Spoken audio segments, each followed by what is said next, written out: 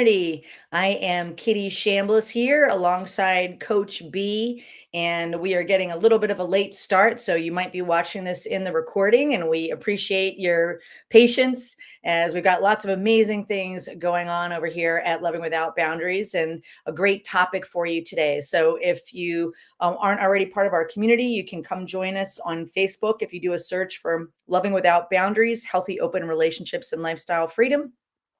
And you can also find lots more resources at our website, lovingwithoutboundaries.com, where my podcast is and our blog, which recently got mentioned in Cosmopolitan magazine, which is very exciting, as well as my book, Jealousy Survival Guide, How to Feel Safe, Happy, and Secure in an Open Relationship. So with that, let's start on our topic today, which I'm going to let B get us started. It's holding positive assumptions in consensual non-monogamy. So thank you, B, for bringing up this beautiful topic. And I'm going to go ahead and give the mic over to you. Thank you, Kiri. Happy Tuesday, everyone. Indeed, that's a really beautiful and another important topic as, I see like so many occasions, and I'm not an exception myself, having like negative meanings, like immediately something happens and I jump into the worst case scenario. So first, I really want to normalize that it's part of the human experience. It's part of having our brain and mind that there's this automated negativity bias, and we jump into conclusions and immediately give meanings to anything that happens, and mostly with a negative undertone. So, if you notice this in yourself, that just means that you're human. So the thing is that we can absolutely do something about it. And I want to give you like an example, and I'm curious if you notice like something that in your life, like for example, just the thought you're opening up your relationship, this is the first time you heard about that, and immediately that the meaning that comes up for you is that if my partner has another partner, it's gonna nullify our relationship, or it's gonna make our relationship meaningless, or if they have a great time with someone else, it means that I'm not important. So notice they immediately we give some meaning, and most of the cases it's the very worst things that can happen. So I want to give you a question before I give the mic back to Kiri.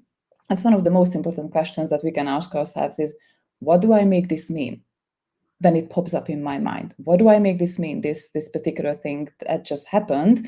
Or if you're trying to retrace the meanings in a different way, you feel some type of emotion, frustration, anger, overwhelm, a freeze response, or whatever it is for you, you can ask yourself also the question, what do I have to think or believe or in order to have this particular emotion? So you can start identifying like what specifically creates that type of emotional experience that you have. And with that, Kiri, the stage is yours again.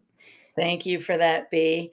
I really appreciate this topic, and I couldn't agree more. And I will reference here Brene Brown, who talks a lot about how, as human beings, and she's done tons of research and studied and interviewed hundreds, if not thousands of people, that we are meaning making machines. Like it's just the way we're wired.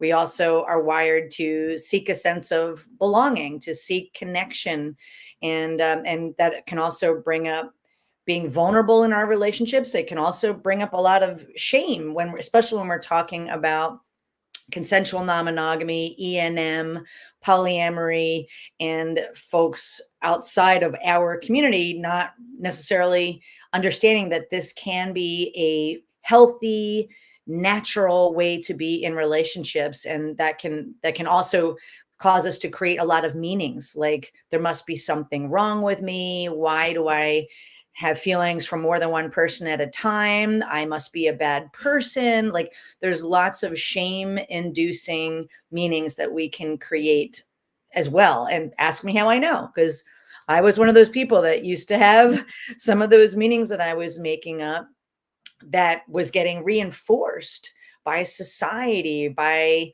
people in my life that didn't understand that there was other healthy ways to be in relationships that was not completely a monogamous person and a monogamous person, because sometimes monogamy doesn't work for some people, and we can get curious about that instead of shaming them or telling them that they shouldn't be doing that, or shoulding all over them, creating a lot of shame. So I really appreciate this topic because we all do it. We all create meanings, and that ability to build the skill set to be asking, what am I making this mean, as B suggested, is a powerful skill set.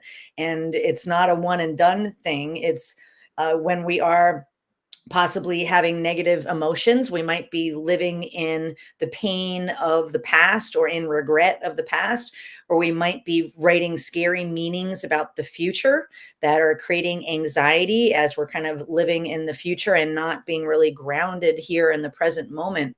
That can really take us out and negatively impact and damage our relationships. So really appreciate this topic, B, and I'll go ahead and give the mic back over to you. I so much appreciate, Kiri, that you touched on these incredibly painful emotions like guilt and shame and the shoulding. I should have, I shouldn't have, we should have, we shouldn't have. And yeah, that happens like way too frequently. And I want to stack on what you shared, that also can happen in the present, that we give a particular meaning, like when we assume intent for what someone else does. So let's use the example that I know someone for like 10 years, and I know that if they raise their left eyebrow, that means a particular thing. I know that for the fact. And today I saw them raise the eyebrow, and because in the past it used to make one thing, I assumed the intent, the very same intent. The truth is, I don't know if it means the same thing. And I skipped the fact checking, I skipped asking them. I assume that it must mean that right now they're angry with me. And I don't know for a fact. And what this can create, there's what we also call like mind reading, or assuming a negative or hurtful intent, is that we don't talk about it.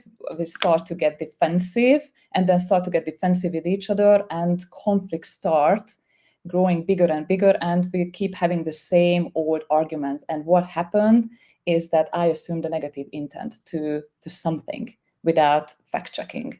And this happens way too often, and it still happens in my life. So as Kiri said, that yeah, this is a skill. Well, we can absolutely do something about it, and learn the skills to counteract that in the moment. Oh, I'm noticing like what's popping up for me, and what can I do about this in an empowering way. Yeah.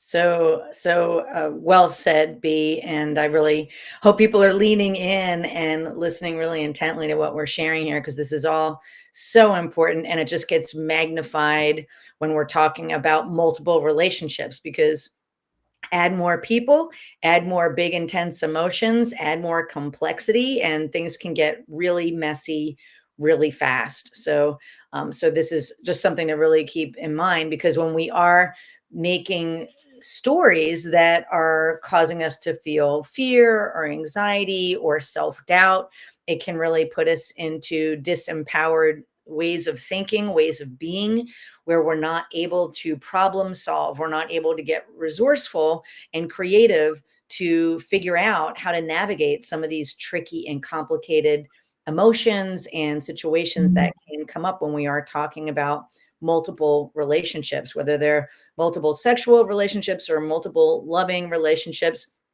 Either way, it can get messy and complicated really fast. And we can also start to come from a place of feeling fear, and that can cause us to feel immobilized. And it can also cause us to start making rules in an attempt to control our partner's behavior so that we can feel a little bit more comfortable. Yet, if you're going to succeed in E&M and polyamorous dynamics, part of the work is to get more and more comfortable with uncomfortable emotions. And I also love the quote that our success in life is partly based on the number of uncomfortable conversations that we're willing to have. Showing up with curiosity, not making assumptions. And I always love that statement that if we make assumptions, it's making an ass out of you and me, right? So just something to keep in mind. And with that, I'll go ahead and give the mic back over to you, B. Yeah, I believe I've not heard that before. Oh, really? Yeah.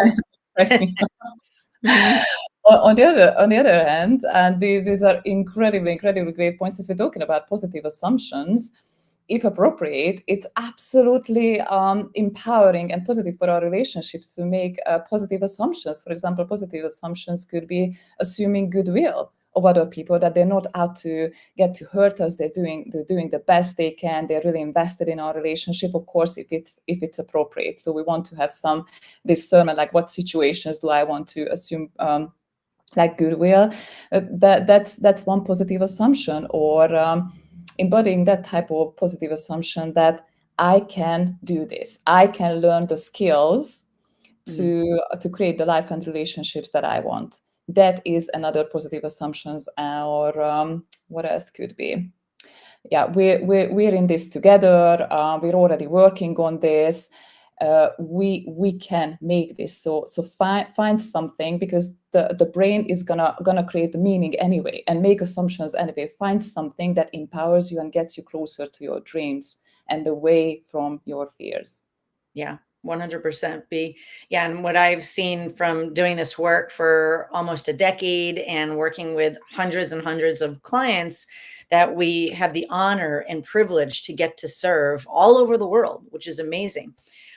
It's important just to remember that this is often the most missed step is people not investing in their skill set, not getting the right support, the right education, and learning how to condition those new skills, because it's not like you just read a book and you wake up the next day and everything's all hunky dory.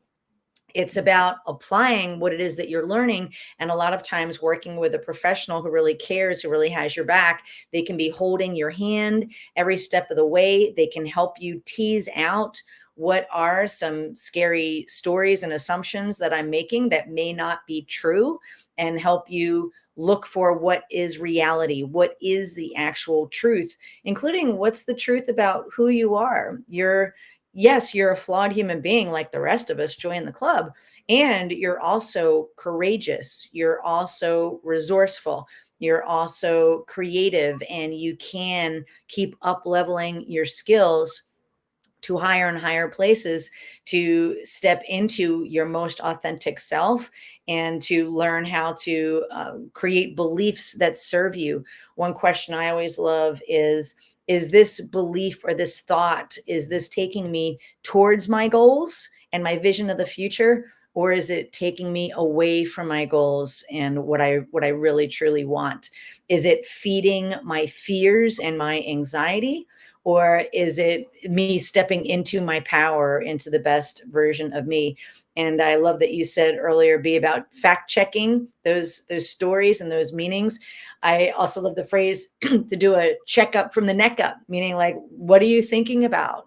Can you become an observer and start to think about what you're thinking about, so that you can ask empowered questions, ask better questions. Is this really true? Do I know with 100% certainty that this story that I'm telling myself, do I know with 100% certainty that that's really true? Who would I be? How would I feel if I didn't have that thought at all? If it never even came into my awareness. So those are just some things that we often work with our clients with, including learning how to pattern interrupt when you're starting to spiral down and you don't know how to stop yourself. There are ways that you can learn to regulate your emotions, to self-soothe, and to pattern interrupt in a healthy way and take a pause from whatever's going on, whether it's the stimulus, so that you can respond thoughtfully instead of knee-jerk react in a way that may damage your connection with other people that you care about, or also even just cause you to damage your connection with yourself. Because I still believe that the most important relationship we have is the one that we have with ourselves. So with that, I'll give the mic back to you, B, and we'll start to wrap up our conversation in a moment. An image popped up in my mind, Kitty, that you talk about to like underscore everything that you share, and it's so incredibly fitting. The skill set that you talked about is, it really matters what's in our cup when it spills, or what's in our storage room when we open the door. Like, what's gonna spill on us if we open it, or if others open it? Is it skills? Is it the pause? Is it the fact checking? Is it asking great questions? Is it perspective taking? Or is it reactivity, slamming doors, throwing throwing cups or spilling over the hot coffee or the hot soup. Yeah. So I love that. I'm glad that you said that. I love that metaphor because I think a lot of people can relate to that. So, speaking of relating to this, if anything that we're saying is really resonating with you, if you realize, hey, I do want to get the skills, I do want to get some resources, I do want to work with a professional who really cares and a team that really cares, then I invite you to go to this link that I just put up, lovingwithoutboundaries.com/apply. That takes you directly into my calendar. You can simply just find a time that works, and then there'll be a brief form for you to fill out just to set us up for success for that conversation, give me a little context for what we're about to talk about, and then we'll simply meet on that call, put our heads together. I'll make an assessment of where you're at and help create a game plan of how you can close the gap from where you are now to where you want to be. And if we're not a fit to work together or the timing isn't quite right, you have my word that I will let you know that, no problem. So with that be, feel free to share if you have anything else to add before we wrap up here. Yeah, I brought some self-reflective questions. So question number one, what are some assumptions, whether they empower you or disempower you, that you have around consensual non-monogamy, your partners, your consensual non-monogamous network, or anything that comes up for you around consensual non-monogamy? Question number two, what effects or outcomes do these assumptions have in real life? So what happens when you hold these assumptions, whether inside of you or in your relationships? And question number three, if you could choose to embody any assumptions out of the infinite possibilities, what would those assumptions would be, even if they feel like a little bit of stretch at the moment to you? And what do you think that they could bring into your life and relationships? Those were yummy, delicious questions. So if you are watching this recording, don't forget you can always rewind it and watch it again and write some of those questions down. So again, if you are seeking help, feel free to go to my website, lovingwithoutboundaries.com. There are lots of resources there. You can learn more about our free masterclass that's 45 minutes long. You can learn more about coaching and how we structure that. And you can also go ahead and just simply book a call with me so that we can just meet live.